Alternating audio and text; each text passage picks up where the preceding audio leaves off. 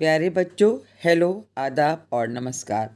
आज हम कक्षा 4 की सामाजिक अध्ययन की पुस्तक हमारा भारत का पाठ भारत के पड़ोसी देश पढ़ेंगे। आज हम इस पाठ में भूटान देश के बारे में जानेंगे। बच्चों, भूटान भारत के उत्तरी पूर्व सीमा पर स्थित एक बहुत ही सुंदर पहाड़ी देश है। ये पूर्वी हिमालय में बसा हुआ एक छोटा सा देश है। भूटान के उत्तरी क्षेत्र में पर्वत की चोटियां हमेशा बर्फ से ढकी रहती हैं। अब जानते हैं भूटान की सीमा से जुड़े भारतीय राज्य कौन से हैं। तो बच्चों, हम बताते हैं। ये हैं दक्षिण में पश्चिमी बंगाल और असम, पूर्व में अरुणाचल प्रदेश और पश्चिम में सिक्किम। भूटान की खास नदियां हैं टोंगसा और दागमेशु। ये दोनों ही नदियां पहाड़ों से निकलती हैं। आइए भूटान देश के बारे में और बातें जानते हैं। भूटान में संवैधानिक राजतंत्रीय शासन है। हिमालय के पूर्वी सिरे पर बसा भूटान एक बौद्ध साम्राज्य है। भूटान अपने मठों और किलों के लिए प्रसिद्ध है। यहाँ के सुंदर प्राकृतिक दृश्य, मैदानों और पहाड़ी घाटियों तक अपनी सुंदरता बिखेरते हैं। यहाँ की जनसंख्या बहुत ही कम है।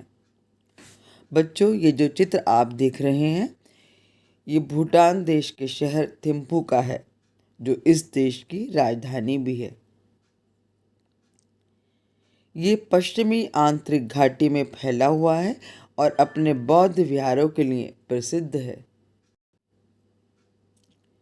अब जानते हैं भूटान के राष्ट्रीय प्रतीकों के बारे में। बच्चों, ये चित्र भूटान के राष्ट्रीय ध्वज का है। जैसा कि आप देख रहे हैं, इसमें 3 रंग हैं। सबसे ऊपर के त्रिकोण में पीला और नीचे का त्रिकोण नारंगी रंग का है। इसके बीच में एक सफ़ेद रंग का ड्रैगन बना हुआ है। इसके नीचे जो चित्र आप देख रहे हैं बच्चों, वो भूटान का राष्ट्रीय चिन्ह है।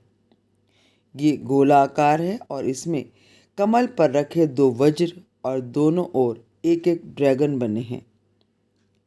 सबसे नीचे जो चित्र आप देख रहे हैं वो भूटान की मुद्रा का है, जिसको गुलतुरुम कहते हैं। बच्चों, अब जो चित्र आप देख रहे हैं ये भूटान के राष्ट्रीय पशु टाकिन का है। ये एक विशिष्ट स्तनधारी पशु है। ये गाय तथा बकरी दोनों का मिश्रित रूप है।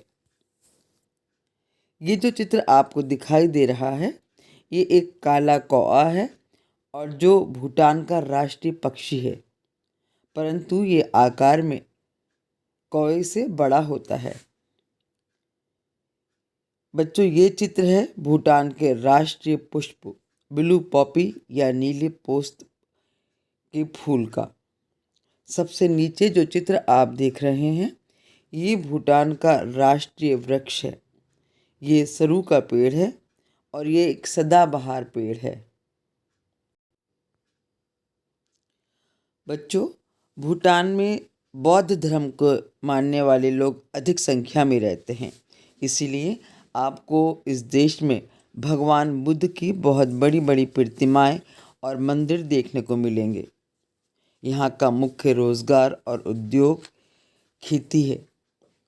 यहाँ सरकार के शहरीकरण को बढ़ावा देने के बावजूद अधिकांश लोग सड़क मार्गों के आसपास बसे हुए हैं।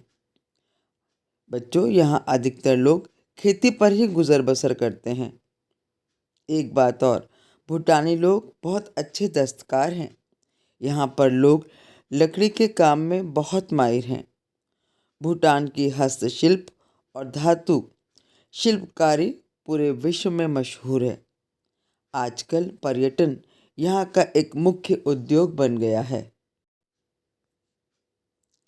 बच्चों, ये जो चित्र आप देख रहे हैं ये भूटान के राष्ट्रीय खेल तीरंदाजी का है। और भूटान की राष्ट्रीय भाषा के बारे में बात करें, भूटान की राष्ट्रीय भाषा जोंगा है। बच्चों, ये जो चित्र आप देख रहे हैं, ये भूटान देश की राष्ट्रीय वेशभूषा है जो वहाँ के पुरुष और स्त्रियां पहनती हैं। पुरुषों की वेशभूषा गो कहलाती है, जबकि स्त्रियों की वेशभूषा किरा कहलाती है। बच्चों, एक और ख़ास बात आपको बतानी है कि भूटान के लोग प्रकृति प्रेमी होते हैं और बहुत खुश रहने वाले होते हैं। वो भौतिक सुख सुविधाओं को ज़्यादा महत्व नहीं देते। भूटान के लोग अपनी संस्कृति और परंपराओं का धार्मिक तौर पर पालन करते हैं। बच्चों, ये तो बात थी भूटान देश के बारे में। हमें आशा है कि आपने इस पाठ में बताई गई बातों को ध्यान से सुना और देखा होगा। अब पाठ के अंत में आपके लिए 2 वर्कशीट्स हैं, जिसको करके आप ये चेक कर सकते हैं कि आपने पाठ को कितनी अच्छी तरह से सीखा है। तो बच्चों, आप इन दोनों वर्कशीट्स को पूरा करिएगा और अपने क्लास टीचर्स को भेजिएगा। अगले हफ्ते एक नए पाठ के साथ फिर मिलेंगे। तब तक के लिए खुश रहिए, स्वस्थ रहिए। Thank you.